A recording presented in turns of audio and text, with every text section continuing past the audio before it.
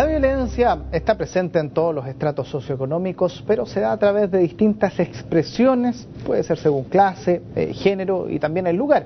Bueno, esta es una de las conclusiones de un estudio realizado por Sur Corporation o la Corporación Sur de Estudios Sociales, de hecho la educación de Manchester. Esto se realizó en 3 comunas de la región metropolitana, muy precisas y que dan a conocer un poco el entorno a este estudio. Queremos conversar sobre este tema y tomamos contacto con Marisol Saborido, arquitecta e investigadora de Sur Corporación, a quien le damos la bienvenida hasta ahora. ¿Cómo está? Hola, buenos días. A ver, primero, ¿cuáles son las principales sorpresas quizás que da y que arrojó este estudio? Bueno, varias diría yo. Generalmente cuando se habla de violencia, esta se asocia con la desigualdad, con la pobreza. Una de las cosas que encontramos en el estudio es que la violencia, aunque no se reconoce abiertamente, está presente tanto en las zonas de bajos ingresos como de ingresos medios y de altos ingresos. Lo que difiere es la manera, como tú decías antes, cómo se expresa la violencia, las manifestaciones, la intensidad. Hay diferencias, pero también hay manifestaciones de violencia transversales a todos los sectores socioeconómicos. Por ejemplo, encontramos que la violencia de género y la violencia al interior de la familia es transversal a los distintos niveles socioeconómicos. Las familias en Santiago de Chile hoy día están afectadas por prácticas muy violentas en la forma de resolver los conflictos. Hay bullying entre los hermanos, hay bullying en el colegio, en los colegios de distintos sectores socioeconómicos.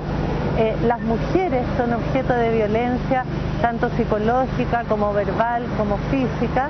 En los sectores altos, por ejemplo... ¿Aló? Sí, la escucho. ¿Sí? Estamos escuchando, sí. ¿Sigo?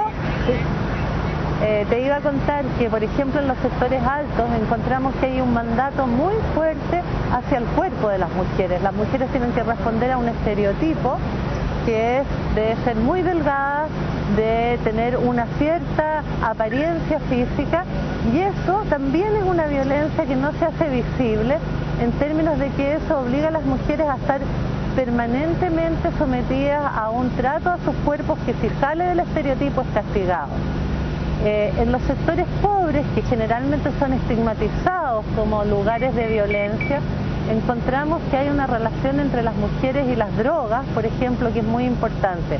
Algunas de ellas como consumidoras, otras como vendedoras en los circuitos de microtráfico, y también otras con batallas muy duras con sus hijas y hijos consumidores, a donde las relaciones ¿sí?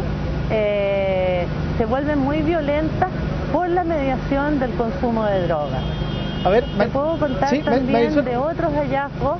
Sí, lo que pasa es que desde el punto de vista del estudio, en Santiago hace un tiempo atrás se empezaron a hacer algunos experimentos en algunas zonas, como por ejemplo en el sector de Huechuraba, donde se instaló toda la zona de Pedro Fontova, muy cercano a lo que se llamaba poblaciones populares, para tratar de mezclar dos mundos. En el sector de Peñalolén también se construyeron las famosas casas Chubi, en algunos sectores a solo metros, los separa una calle de casas que valen casi 3.000 UF.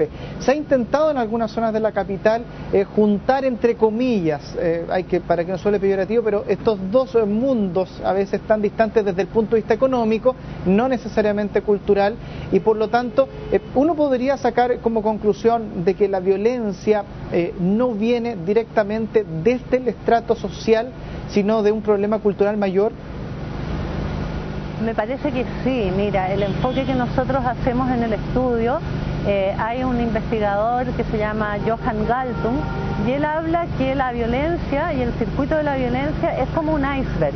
Lo que se ve, la punta del iceberg, es lo que llamamos las violencias directas, que es la violencia contra la propiedad, contra las personas. Esa es la violencia física, que puede ser verbal, que puede ser robos, hurtos. Pero debajo de la punta del iceberg hay otros dos elementos, que son la violencia cultural, como tú bien lo dices, y la violencia estructural. Estas formas de violencia son las que dan lugar a la violencia directa y no son visibilizadas. Es decir, tenemos prácticas culturales y también tenemos una cierta organización de la sociedad, a donde hay desigualdades muy profundas, a donde hay una distribución del ingreso muy regresiva en Chile, que explican estas violencias directas. Entonces es verdad, tenemos debajo de las expresiones más visibles de la violencia una estructura social y unas prácticas culturales que propician y explican esta violencia. Y en ese sentido lo que necesitamos, creo que los ejemplos que tú das de tratar de mezclar viviendas de distintos ingresos, sectores de distintos ingresos, es muy importante, porque hoy día en la ciudad tú puedes vivir la ciudad sin enterarte de la pobreza, o al revés, puedes estar en sectores pobres sin tener contacto con la ciudad moderna, bien equipada, que existe en algunos sectores de Santiago. Necesitamos aprender a vivir a una convivencia más integrada, necesitamos replantearnos como comunidad, revincularnos socialmente y empezar a conocer la diversidad, la alteridad, convivir entre los distintos sin necesariamente que eso sea violencia. Entonces hay un tema cultural de restablecer los lazos comunitarios, de recomponernos como comunidad de distintos que nos tenemos que respetar. Bueno, quiero agradecer, Marisol, por este contacto a esta hora de la mañana, que esté muy bien. Bueno.